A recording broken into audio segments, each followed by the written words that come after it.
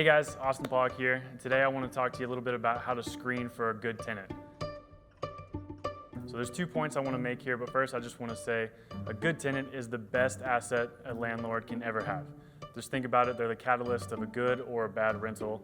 They can make or break a property. So today I'm just going to show you a couple quick ways on how you can find the best tenant for you. Number one is don't be desperate. And that starts when you first buy the property or you first acquire the property. You want to run your numbers, you want to know that you can actually have a good cash flow, you want to know what the rents are, and you want to know what your mortgage payment's going to be. And the other way to do that is to also make sure that you don't have any vacancies. And how do you make sure you don't have vacancies? The moment that you find out that someone's going to be vacating your property, you put it up for rent immediately.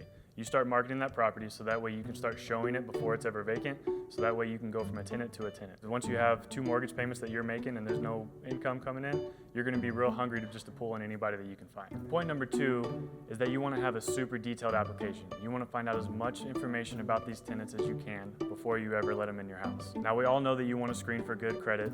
We all know that you need to have good income. But there's 2 other things that I think are vitally important when you're starting an application with someone. For one, we ask for 4 years of employment history.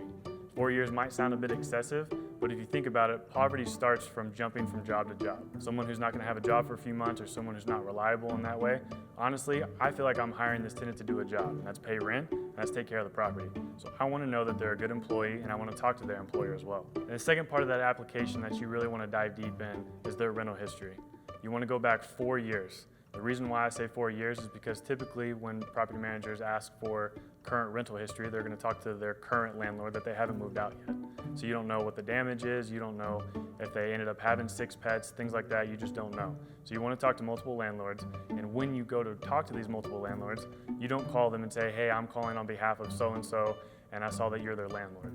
You want to call them and you want to say, hey, my name's Austin Pollock, and so-and-so put you down as a reference. Can you tell me a little bit more about how you know them and tell me a little bit more about them? So that way you know if they're talking to their brother, if you're talking to their real landlord, and you can really get to know some more information about them. I can keep talking about this point for hours, but the point is that you just want to know as much about this person as you possibly can, and then you want to verify it and talk to someone else who knows the information. If you have any questions or if you want to know more, give me a call, shoot me an email, and let's talk.